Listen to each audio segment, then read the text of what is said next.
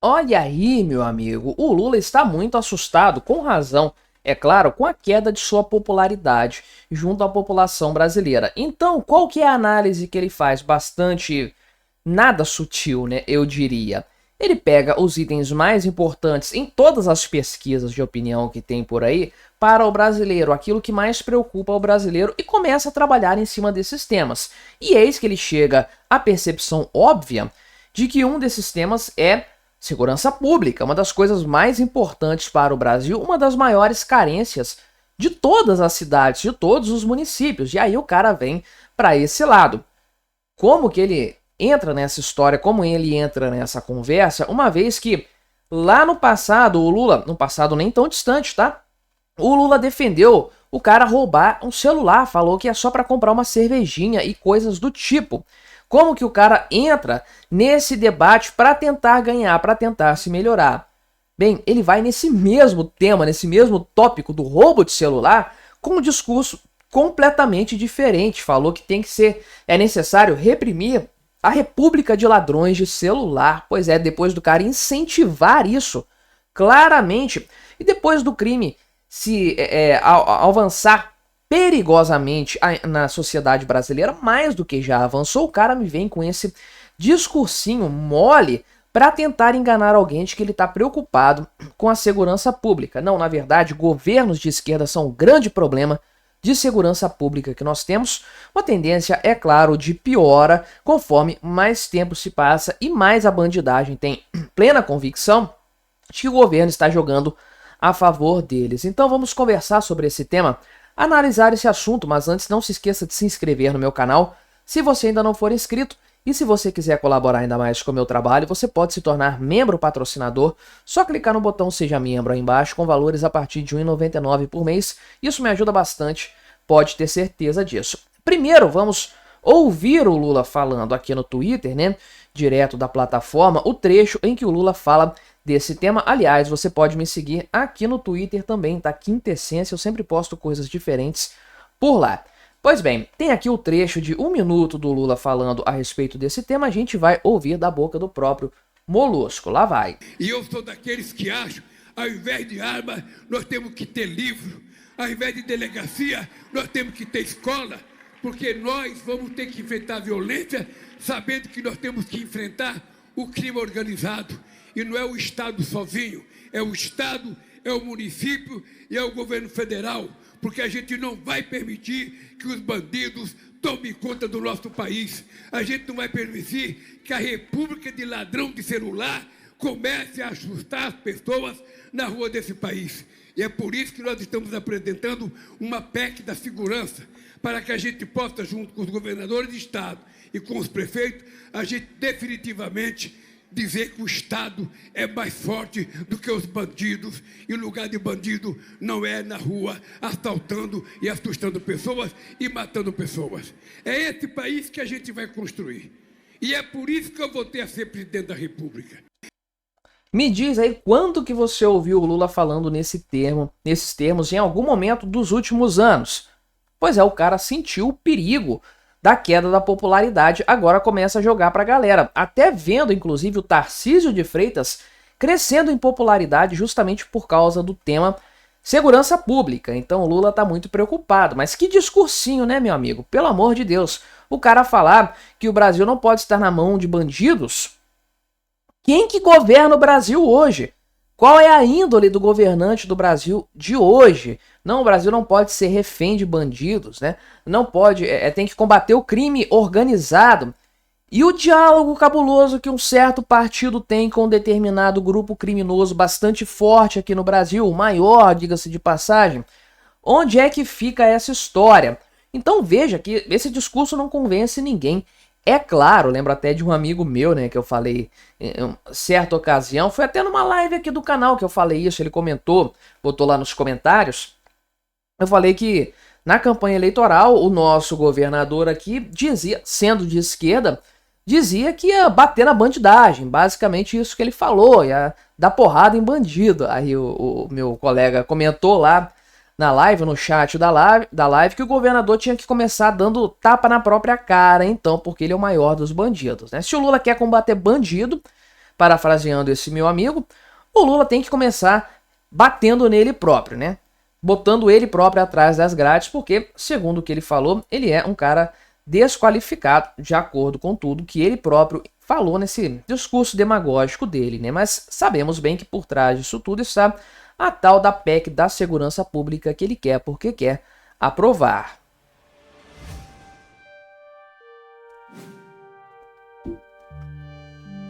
Agora, qual que é o problema disso aqui nessa história, nesse tema, nesse tópico? Essa PEC é uma porcaria, naturalmente, como tudo que vem do governo Lula. Não tem como ser algo positivo. E PEC, meu amigo, isso aqui é alteração constitucional. É um negócio bastante perigoso. Eu torço para não ser aprovado porque tem uma grande bancada no Congresso Nacional ligada à segurança pública. E ninguém quer ver o Lula protagonizando isso também não. O pessoal de direita tem esse tema de forma muito cara, né? Com muito mais apreço do que a pauta econômica, por exemplo, que esse pessoal deixa de lado. É um dos tópicos também que o brasileiro se preocupa muito, mas são poucos os parlamentares de direita que realmente levantam a bandeira econômica. Mas a bandeira da segurança pública é muita gente que defende, né? Porque realmente é um incômodo do brasileiro muito forte. E há essa percepção generalizada de que o Brasil é um país inseguro. E há uma percepção generalizada também de que a esquerda piora a segurança pública. A esquerda gosta de bandido, a esquerda é leniente com o crime. E vamos lá. Tudo que o Lula tem falado nos últimos meses vai justamente nessa direção, de relativizar o crime, de relativizar a atividade criminosa. Não, o cara só quer ter um dinheirinho para comprar uma cervejinha ali e rouba um celular por causa disso. Roubo de celular é um inferno na vida da pessoa. Tá tudo ali. Tem conta bancária, tem dados bancários de cartão, tem acesso a redes sociais, tem trabalho. Tem ali golpes que podem ser aplicados para familiares, para amigos a partir de um celular roubado, tem fotos íntimas, tem conversas particulares, toda sorte de desgraceira que pode acontecer na vida de uma pessoa. Eu conheço uma pessoa que teve o celular roubado e o prejuízo para ela foi na casa de 100 mil reais. Então não é um crime pequeno, não é uma coisa simples. E essa gente de esquerda defende esse tipo de coisa, defende pauta, por exemplo, de você não poder prender furto por coisa pequena, por valor pequeno, tipo o que aconteceu lá na Califórnia. Esse pessoal que vive nos meios ali lidando com facções criminosas, né? Tem gente aí de partido político que está envolvido com isso aí. Então é claro para todo mundo, é evidente que há uma correlação direta entre governos de esquerda e aumento da criminalidade. A percepção é muito evidente de que a esquerda promove esse tipo de coisa e em muitos casos é colocada no poder justamente para agir em favor dos bandidos, dos criminosos. E aí o que o Lula quer fazer nessa história? Tentar se desvincular dessa imagem para melhorar a sua percepção, o povo percebendo o seu governo, a aprovação e aquela coisa toda assim. Uma vez que ele não está conseguindo fazer nada em matéria econômica, tenta falar, tenta argumentar, mas não consegue. Saiu uma pesquisa aí, né, da Genial Quaest, saiu uma pesquisa Poder Data também, mostrando que o Lula está perdendo a aprovação popular. O cara está desesperado e parte para o tudo ou nada, indo inclusive, acredite ou não, para o combate da criminalidade, como se alguém fosse acreditar nessa lorota do Lula. Meu amigo, a perspectiva para o déficit primário da economia brasileira em 2025, do tal badalado orçamento que está aí em vias de aprovação no Congresso Nacional, é terrível, meu amigo. O déficit projetado pelo relatório Prisma Fiscal, que é promovido pelo pessoal do Ministério da Fazenda, então olha o nível de autoridade que teoricamente esse dado tem. Pois bem, a previsão deles aqui é de 75 bilhões de reais de déficit primário para o ano de 2025, uma coisa completamente descontrolada, que, ok, representa uma melhora em relação à perspectiva de fevereiro, que apontava 80 bilhões de reais de déficit, é uma melhora considerável, portanto, mas ainda assim é um resultado catastrófico. e que destoa totalmente da opinião do relator do orçamento, o senhor Ângelo Coronel, que disse que, na verdade, o orçamento vai ter um superávit primário de 15 bilhões de reais. Você aposta no superávit? Você acredita que isso vai acontecer? Meu amigo, cada um acredita no que quiser, então vamos conversar sobre esse tema, estudar esse assunto aqui em mais detalhes, mas antes não se esqueça de se inscrever no meu canal para me ajudar a chegar aos 20 mil inscritos. Estamos caminhando devagar, mas sempre caminhando nesse sentido. E se você quiser me ajudar ainda mais, você pode se tornar membro patrocinador do meu canal. Só clicar no botão Seja Membro aí embaixo, com valores a partir de R$ 1,99 por mês. Não te custa tanto assim, mas me ajuda bastante, pode ter certeza disso. E pois bem, né? O déficit primário é aquele, você sabe muito bem, que é contabilizado antes do pagamento da dívida pública, dos juros da dívida pelo menos. O Brasil não chega nem perto de pagar os juros, que dirá de amortizar a dívida para valer, fazer a dívida cair, o montante dela, né? Mas o déficit primário é um resultado negativo antes mesmo de entrarmos no tópico do pagamento do serviço, ou seja, dos juros da dívida. Então, o resultado primário retira esses juros da dívida do cálculo e aí a gente observa se tem déficit ou superávit, né? Então, o Brasil sequer consegue ser superavitário ainda no resultado primário. Conseguiu lá em 2022 uma exceção à regra que foi prontamente revertida pelo governo Lula, que teve um déficit primário em 2023 de 200 e tantos bilhões de reais, uma coisa completamente descontrolada. Mas o governo tinha, é claro, aquela PEC da transição, uma PEC da bondade, que permitiu ao governo gastar uma grana violenta sem problema nenhum, sem nenhum tipo de repercussão fiscal. Um presentaço que a legislatura anterior deu para o governo Lula. Pois bem, 2024 também teve um déficit primário que foi considerável, embora, é claro, o STF tenha dado aquela ajudinha para o governo Lula, muita coisa ficou de fora do cálculo da meta fiscal e o governo pedalou um bocado de coisa também que saiu dessa conta. Seria muito pior ainda assim. Agora, o pessoal do relatório Prisma Fiscal aponta a perspectiva deles para o resultado primário de 2025. Um déficit de 75 bilhões de reais, uma montanha de dinheiro sem sombra de dúvidas. Então, esse pessoal analisado aqui são analistas de mercado consultados pela ESPE, que é a Secretaria de Política Econômica do Ministério da Fazenda. Trouxe um vídeo recentemente aqui falando da piora da perspectiva econômica desse pessoal da ESPE. De fato, reduziram a projeção do PIB e aumentaram a projeção de inflação. Pois é, esse é o cenário que nós temos hoje. E bem, eles fazem esse relatório com uma certa regularidade aqui, mais ou menos no estilo daquele relatório do Boletim Focus do Banco Central. Só que o Boletim Focus é semanal, este aqui, o relatório Prisma Fiscal, é mensal. Então a diferença basicamente é essa. Esses dados foram considerados aqui até o 5º dia útil de março, então já estão um pouco defasados, foram divulgados agora, né?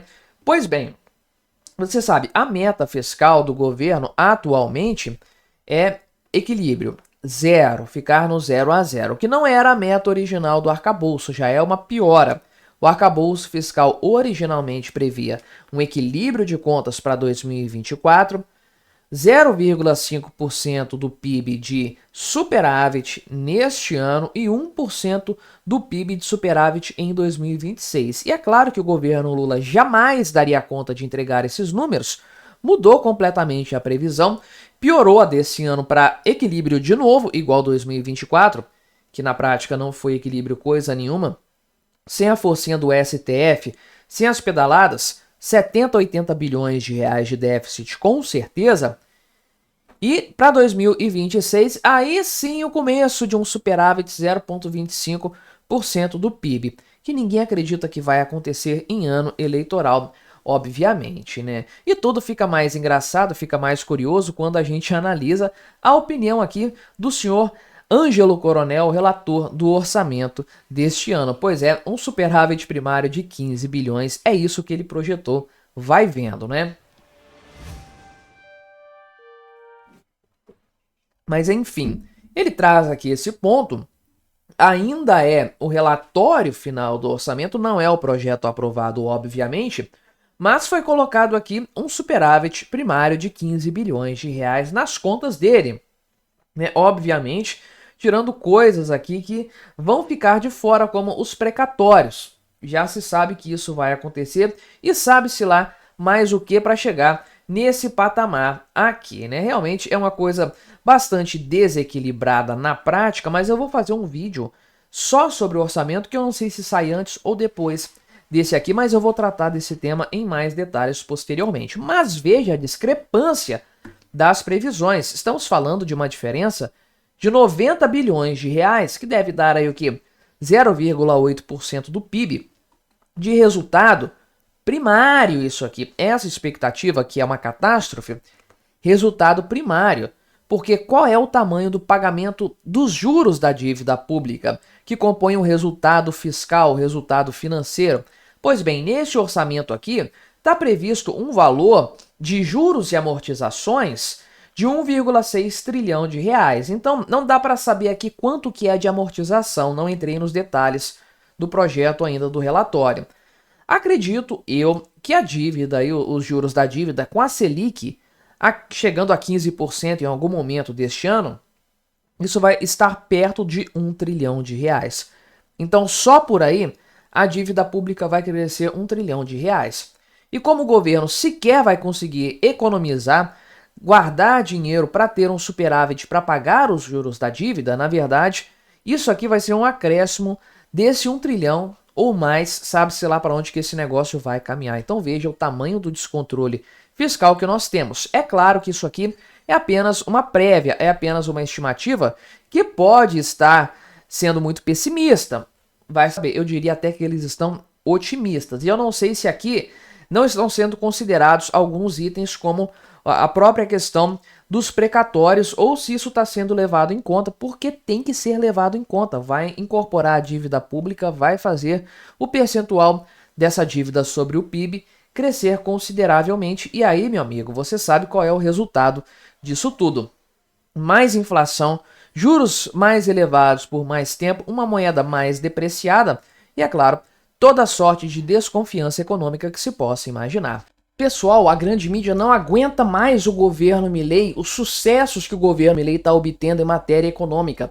Eles têm que forçar a barra de maneira completamente descontrolada para falar mal do governo e tentar piorar os dados econômicos, desmerecer esses dados, sei lá o que eles querem fazer, mas estão forçando a barra de uma maneira extremamente ridícula, patética, coisa de O Globo mesmo. Aqui fizeram uma notícia dizendo que o milagre da inflação do Milei não é milagre nenhum. Essa queda esconde distorções nos preços da Argentina. O índice está errado, né? Pois é, engraçado que ninguém estava falando disso na época lá do Alberto Fernandes, do Sérgio Massa como candidato. Não, o índice estava valendo, era aquilo mesmo. Pois é, agora que o índice começou a cair, não, esse índice não serve, não. Tem que fazer o melhor que tenha uma inflação mais alta. Esse não dá para comparar, né? Obviamente, é uma resposta desesperada da grande mídia para tentar jogar um pouco aqui de sujeira no que está acontecendo na economia da Argentina, porque não importa os argumentos deles, a verdade é que o país já está em franca recuperação. Houve uma alta de 2,1% no quarto trimestre do ano passado na Argentina, e a queda aconteceu em 2024 sim, mas foi muito menor do que o esperado, 1,7%, com perspectivas da Organização Mundial do Comércio de crescimento superior a 5% neste ano. Vamos conversar então sobre esse assunto, sobre essa apelação patética da grande mídia. Mas antes, não se esqueça de se inscrever aqui no meu canal se você ainda não for inscrito. E se você quiser colaborar ainda mais com o meu trabalho, você pode se tornar membro patrocinador, só clicar no botão Seja Membro aí embaixo, com valores a partir de R$ 1,99 por mês. Isso me ajuda bastante, pode ter certeza disso. Pois bem, inflação, meu amigo, você sabe bem que é o aumento da base monetária, coisa que o governo anterior fez de uma forma completamente insana, tresloucada. O governo do Alberto Fernandes, e obviamente eu falei governo anterior da Argentina, O governo Alberto Fernandes imprimiu dinheiro como se não houvesse o amanhã. Milei falou que se continuasse no ritmo que estava, a inflação chegaria a 5.000%. Pois é, meu amigo, esse é o nível da impressão de dinheiro lá na Argentina. E foi justamente isso aí que causou, nos últimos tempos e no começo do governo Milei, a disparada da inflação que, acumulada em 12 meses, bateu nos 300%, quase chegou nesse patamar. Porque o governo anterior, imprimindo dinheiro para custear a máquina pública, para superar os déficits que estavam acontecendo, o Tesouro sendo financiado pelo Banco Central e aquela coisa toda, o governo começou a criar um problema de aumento de preços, que é o que acontece quando se imprime dinheiro dessa forma. O dinheiro perde valor, a oferta excessiva de moeda faz com que os preços mensurados nessa moeda subam. Então o governo, para evitar essa subida de preços, que o povo vai entender como a inflação no final das contas, e é uma queda de popularidade muito grande quando isso acontece, o governo Alberto Fernandes começou a subsidiar as empresas para que elas não aumentassem os preços. Subsídio pago como? Com dinheiro impresso do nada. O governo estava piorando a inflação para segurar os preços, criando uma verdadeira bola de neve. Quando o Javier Milei assumiu o mandato, ele acabou com esses subsídios e deixou os preços se ajustarem à nova realidade. Aí teve 25% de inflação no mês, 20% no outro, índices muito elevados. Em abril, a inflação acumulada de 12 meses chegou a quase 300%, mas de lá para cá tem caído de forma considerável, né? Considerável mesmo. Fiz um vídeo recente aqui sobre os 2,4% de inflação aqui da Argentina no mês de fevereiro, um índice muito baixo para o histórico do país. Olha isso aqui com preços subsidiados. Como que a inflação estava disparando, né? Mas isso aqui incomoda a grande mídia. Isso deixa a grande mídia bastante mordida, porque é um sucesso de um governo de direita muito forte, estrondoso e até de curto prazo, se você para pensar. Temos aí um ano, né? E 3 meses do governo Milei, mais ou menos, e esses resultados já estão aparecendo. Em contrapartida, aqui no Brasil nós temos aumento sucessivo de preços. Agora é o argentino que vem para o Brasil comprar barato. Aí o pessoal começa a apelar. Para onde que eles vão criticar o governo Milei? Qual que é o argumento que eles vão adotar agora? O de que a taxa, o índice de inflação está desatualizado. Pois é. Então, olha a apelação desse pessoal aqui. Eles começam dizendo, né, que todas as manhãs o típico argentino compra um jornal, acende um cigarro e então pega o telefone fixo pendurado na parede para fazer uma ligação. Aqui eles estão falando de itens, né, que estão presentes na cesta inflacionária de mensuração da inflação da Argentina. Cigarros, jornais e telefones fixos são itens importantes dentro dessa cesta aí, né? E aí o pessoal do Globo diz que o governo Milei está sendo solicitado para mudar esse índice para que ele fique mais atualizado, de acordo com coisas mais essenciais no dia a dia.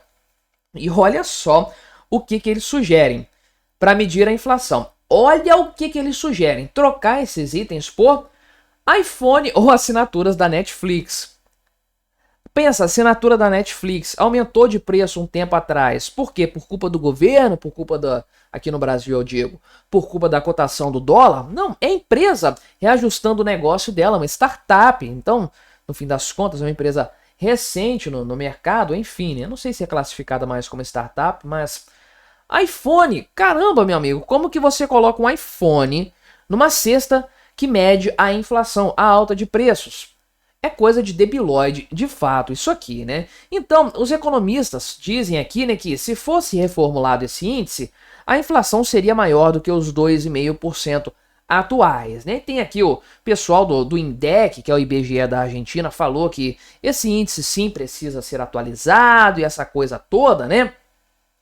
Pois bem, onde que estava esse pessoal reclamando desse tema, desse tópico? Lá no governo do Alberto Fernandes. Por quê? Cigarro, jornal e telefone fixo não é um item obsoleto, não são itens obsoletos do governo Milei para cá.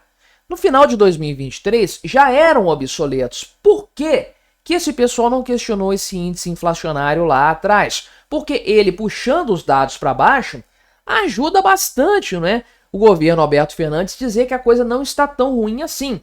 Porque se houvesse uma transparência naquela época e liberação de preços sem subsídios completamente descontrolados, isso aqui 6%, 10%, isso seria 20%, 30% tranquilamente ao mês. Então o que o pessoal quer com essa história aqui, com essa forçada de barra, é pegar essa parte aqui do Javier Milei, que já está ali em um dígito abaixo dos 5% há muito tempo, e elevar isso aqui para um nível semelhante à época do Alberto Fernandes, para dizer, é a mesma coisa.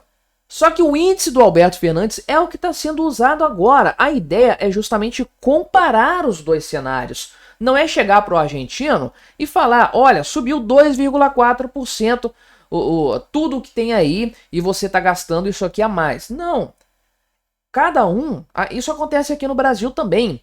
Tem lá o índice do IPCA ano passado 4,8%. As coisas que você compra subiram só isso? Provavelmente não. Como o Barsi, né, o Luiz Barsi diz, cada um tem o seu índice de inflação próprio. Então, esses índices, funcionando dentro de um parâmetro contínuo que vai se mantendo ao longo dos anos, serve mais para comparar períodos diferentes do que para dar uma realidade factual a respeito dos preços. Então, a ideia, quando eu trago essa análise aqui, é justamente para mostrar o quanto que melhorou no governo Milei. Não que isso aqui é alta de preços para o argentino, para cada argentino o preço subiu 2,4% em fevereiro. Não é isso, seria demais, seria exagerado tratar as coisas dessa forma. A ideia é ter um parâmetro para comparar este governo argentino com os governos anteriores e mostrar como as coisas estão melhorando. Porque o que realmente vai fazer a melhoria aparecer é o crescimento da economia, né?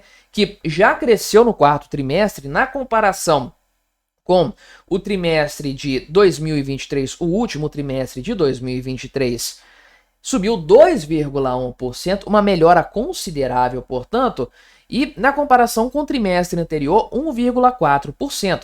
Agora, o pessoal, conforme eu falei no início desse vídeo da OMC, da OCDE, né? Eu falei que é OMC, mas é a OCDE, perdão, corrigindo aqui. A OCDE falou que a Argentina vai crescer 5% este ano. 5% no ano que vem também.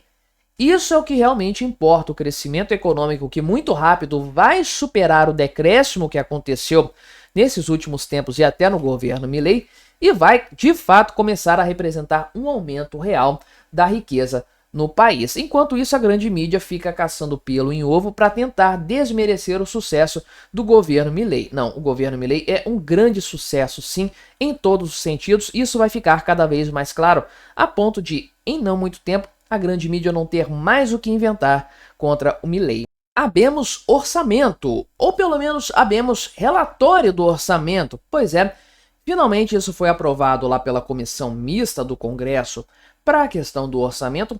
Agora vai pelo plenário para ser votado aí, né? Enfim, o orçamento deu umas mudadas a essa comissão, deu umas mudadas no que foi apresentado no projeto de lei pelo governo Lula. Cresceu a fatia, é claro, destinada para as emendas aqui, 50 bilhões de reais, uma montanha de dinheiro, meu amigo. Cortou verba aqui de educação, de ciências e, é claro, né, deu mais grana para passes que pertencem hoje ao Centrão. Pois é, meu amigo, você achou que o orçamento seria qualquer coisa preocupada com o povo brasileiro ou algo do tipo? Aí não, né? Não dá para confiar nesse tipo de coisa. A gente sabe qual que é a ideia por trás da votação do orçamento.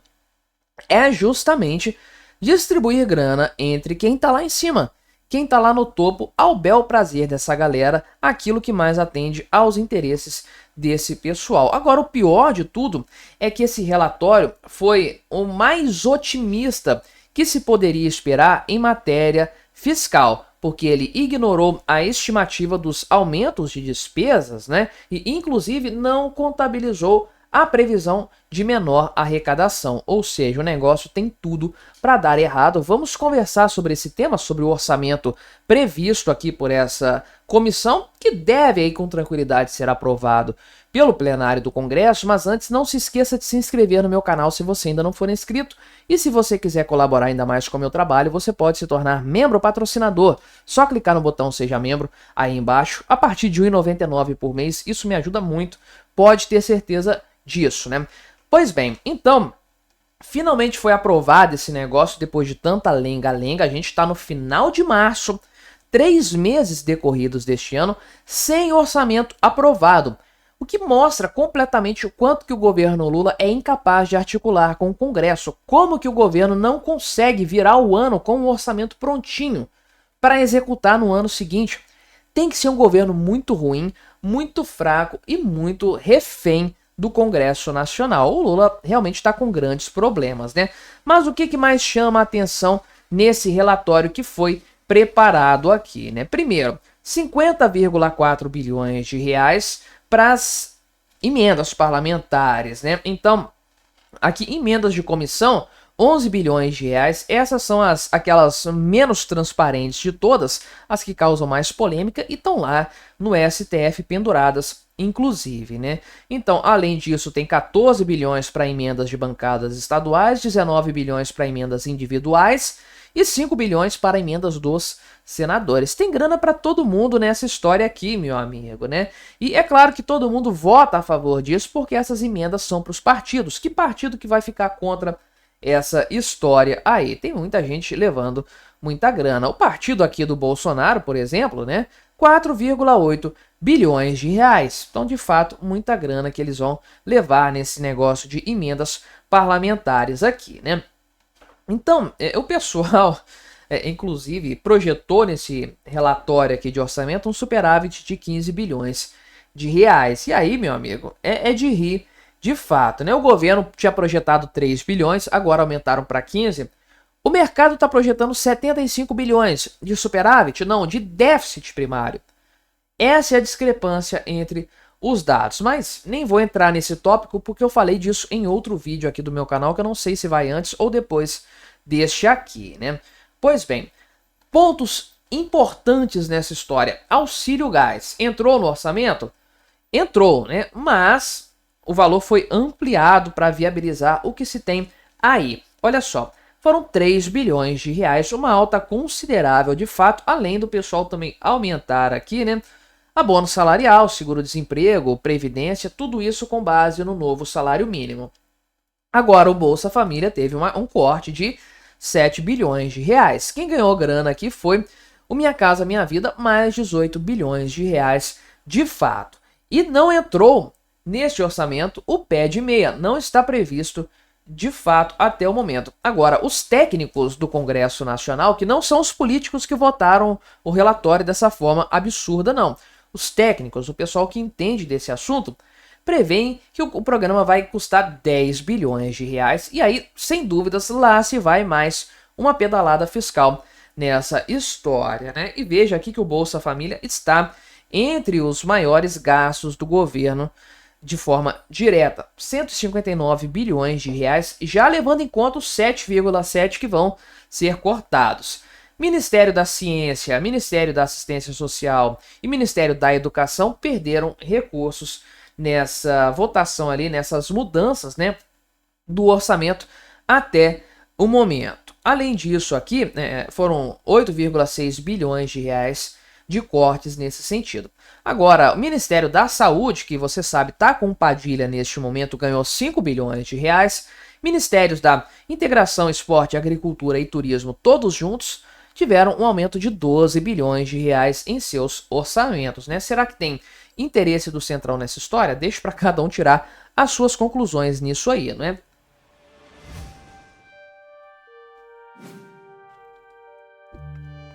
Pois é, agora que eu vi que o chroma aqui tá aparecendo um pouquinho aqui embaixo, né? Pois é, gravei 4 vídeos agora que eu vi, vai ficar tudo assim bagunçado, né? Mas enfim, olha o grande problema desse orçamento no fim das contas. Existe um princípio na contabilidade que se chama o princípio da Prudência. O que você faz em relação a esse princípio? Como que você age?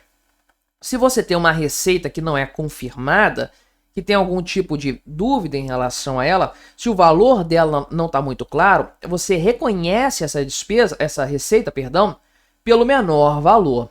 Já a despesa você reconhece pelo maior valor em caso de dúvidas. É um sentido de prudência de fato, porque se a receita vier maior do que você previu por prudência, melhor o resultado da sua empresa vai ser mais positivo. Da mesma forma, se a despesa vier menor do que você previu, o lucro vai aumentar também. Então você, de forma prudente, segura os valores para não ter problemas lá na frente, acabar não se surpreendendo com um cenário um pouco piorado no fim das contas, né? Isso o pessoal da comissão lá do orçamento desconsiderou completamente, porque fizeram o oposto. Veja aqui que os técnicos, tá? Os técnicos do Congresso Nacional, do pessoal do orçamento, eles pediram para que algumas revisões fossem feitas, só que isso não foi feito de fato aí. Por exemplo, na questão das receitas, da arrecadação, né? O ponto da arrecadação. Houve uma sugestão aqui de que houvesse uma redução na previsão do governo, né?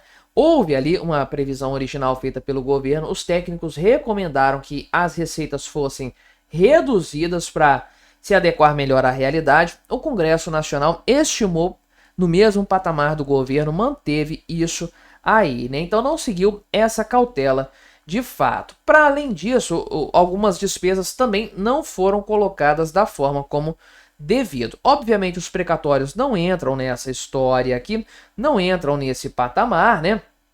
Agora, a questão de despesas obrigatórias acaba pesando bastante também, né? Por exemplo, aqui tem a questão do pé de meia, que já é outro ponto também que eu falei que está passando por fora e o pessoal não colocou nessa história. E tem outro ponto, que é o Fundo de Compensação de Benefícios Fiscais, que deveria custar 8 bilhões de reais, foi criado lá pela reforma tributária e não consta do relatório atual. Aliás, consta 80 milhões, quase 81 milhões de reais. Então não chega nem perto de alcançar o valor que deveria ser de fato. Então veja que o orçamento, sim, foi preparado ali de uma forma muito ruim. Já veio ruim do governo federal, é claro, mas o Congresso só fez piorar isso. É aquela história, o orçamento existe para nós sermos roubados. É uma peça de ficção em que o pessoal finge que está agindo de uma forma a melhorar o Brasil, a atender às demandas do povo brasileiro. Eles fingem que tem equilíbrio, que tem controle fiscal. Na verdade, esse pessoal só quer ganhar dinheiro às nossas custas e repartir o butim entre si. Olha aí, meu amigo, saiu mais uma pesquisa Poder Data tratando do assunto preços ou percepção do povo brasileiro, do consumidor brasileiro típico, a respeito dos preços, da variação da cotação dos itens de forma geral no mercado. 65%, ou seja, praticamente 2/3 dos entrevistados, acreditam que os preços no mercado subiram, também as contas ficaram mais caras. Os outros 35% acredito que não tem saído muito para fazer compra, né? Mas, a bem da verdade, apenas 7% dos entrevistados afirmam que os custos caíram nas últimas semanas. Sabe-se lá por qual motivo, mas é uma demonstração clara de como a percepção de que tudo está mais caro e tudo está ficando mais caro está generalizada entre a população brasileira. E, na verdade, o sempre otimista povo brasileiro acredita majoritariamente que os preços vão continuar subindo. 50% dos entrevistados afirmaram isso e eles têm ótimos motivos para pensar dessa forma, sem sombra de dúvidas. Então vamos conversar sobre esse tema, falar sobre esse assunto, mas antes não se esqueça de se inscrever aqui no meu canal, se você ainda não for inscrito, e de fortalecer o meu trabalho ainda mais se tornando membro patrocinador. Só clicar no botão Seja Membro aí embaixo, com valores a partir de R$ 1,99 por mês. Isso me ajuda muito, pode ter certeza disso, né? Pois bem, mas uma pesquisa Poder Data, feita recentemente, dos dias 15 ao dia 17 de março. Estou gravando este vídeo no dia 20 de março. Aliás, provavelmente você vai assisti-lo no dia 21 de março, dia do meu aniversário. Então, fica aí, né, a recomendação de fazer aí a sua congratulação, dar os parabéns aí para este pobre produtor de conteúdo que completa mais um ano de vida na graça de Deus. Pois é, meu amigo, mas não vou contar a minha idade não, tenta adivinhar por aí. Mas enfim, pesquisa Poder Data realizada recentemente, então tá fresquinha, uma percepção bastante atualizada a respeito do que o brasileiro vê no supermercado, vê no dia a dia em matéria de preços e, obviamente, meu amigo, não poderia ser diferente. Esse é o cenário. Dá uma olhada aqui, e eu já falei, já analisei um gráfico parecido com esse aqui, lá nos tempos da começo dessa piora aqui, janeiro, se eu não me engano, né, que foi quando teve o último dado disponível. Você pode ver que essa pesquisa não acontece numa regularidade muito boa, o que já é um problema. Mas o pessoal traz os dados da pandemia aqui, pois é, olha aqui, ó, período do Bolsonaro, época da pandemia. Para que eles trazem esse dado aqui? Para mostrar que já foi pior. Olha, o Lula tá ruim, mas o Bolsonaro tava muito pior. Olha, 95% das pessoas acreditavam lá em setembro de 2020 que os preços estavam altos. Pois é, meu amigo, mas estavam mesmo. Pandemia, tudo fechado. Colapso da cadeia produtiva, não dá para comparar. E aí eles colocam, né? Olha só que sacanagem como esse gráfico tá muito mal montado. Parece que é um período longo de tempo em que os preços ficaram altos. Na verdade, não. Olha o tamanho do ano de 2021 aqui e olha 2022 e 2023 como estão pequenos. Não sei se eles não fizeram pesquisas aqui nessa época, mas dá para perceber claramente que houve uma queda constante de preços, até no governo Bolsonaro. Aqui da percepção, tá? Uma queda na percepção que trouxe isso aqui. E como eles fizeram um gráfico reto, não dá para saber como que mudou entre 2022 e 2023, mas eu tenho para mim que mais ou menos aqui nessa transição entre governos já estava nesse nível, provavelmente mais baixo ainda do que está agora. O pessoal faz de forma sacana a montagem desse gráfico só para enganar o leitor mais desatento. Mas aqui eu tô para abrir os olhos de todo mundo, né? Para mandar a real e mostrar como que a grande mídia dá uma forçada de barra. Mas enfim, analisando o governo Lula, de onde a gente consegue ter os dados, né? Lá em julho de 2024, o pessoal já estava um pouco cansado da economia sob o governo Lula. 49% das pessoas afirmavam perceber que os preços tinham subido, contra 24% que acreditavam numa estabilidade de preços, contra 18% que afirmaram que os preços caíram na verdade. Pois bem, de lá para cá, houve uma piora considerável na opinião, de maneira que nós temos agora 65% dos entrevistados afirmando que os preços subiram, 21% alegando estabilidade de preços, não sei de onde, só se for pensando na semana passada, aí talvez, e apenas 7% afirmando, sabe-se lá por qual motivo, que os preços caíram, ficaram menores, foram reduzidos. Sabe-se lá por que o pessoal pensa dessa forma, né? Mas é um gráfico realmente bastante interessante, que fica mais interessante ainda se a gente considera a coisa pela estratificação, não é? E bem, o que a estratificação nos mostra? Que está todo mundo desapontado com o governo Lula em matéria econômica. Olha só, até as mulheres, que tipicamente são mais chegadas em gostar do Lula, em votar no Lula, em falar bem dele, até elas estão bastante incomodadas com isso. 63% das mulheres afirmam que os preços subiram. Pois é, praticamente na margem de erro, uma estabilidade entre a opinião masculina e feminina. E isso se aplica também aos débeis mentais de 16 a 24 anos. Se você assiste o meu canal e está nessa faixa etária, me perdoe, eu não estou falando de você, estou falando do restante dessa galera dessa idade que tipicamente vota no Lula, mas a maior parte do meu público não está nessa faixa etária mesmo, está entre 25 e 50 anos, como atestam as estatísticas aqui da plataforma. Mas veja, né, que a percepção é generalizada, isso se espalha também por todas as regiões do Brasil. O nordestino está incomodado com isso também, olha aqui esse patamar. A pessoa com pouca instrução também, e principalmente, né, aqui em todas as rendas isso se aplica, mas quem tem a renda mais alta tem uma percepção ainda maior de que os preços estão subindo de fato. São pessoas que têm acesso a mais itens e podem perceber isso de maneira mais generalizada, né? Pois bem, e veja aqui que essa percepção em matéria de votos também é generalizada. É claro que ela é um pouco mais elevada entre eleitores do Bolsonaro, 78%, mas mesmo os eleitores do Lula estão bastante conscientes de que, sob a batuta desse mané, os preços pioraram e pioraram muito. Olha aqui, 55% dos que votaram no Lula no segundo turno em 2022 afirmam que os preços estão mais elevados e apenas 9% afirmam que os preços diminuíram. Pois é, essa opinião também é majoritária entre brancos e nulos, né? Aqui atrás da minha cadeira, 67% afirmam que o preço de tudo subiu. Pois é, meu amigo, aqui está um monte de gente incomodada com a condução econômica do Lula, algo que certamente vai impactar, já impacta, aliás, no sentido da governabilidade dele, né? Agora, pensando no futuro, no longo prazo, qual que é a expectativa do mercado para isso, né? Do mercado consumidor, eu digo.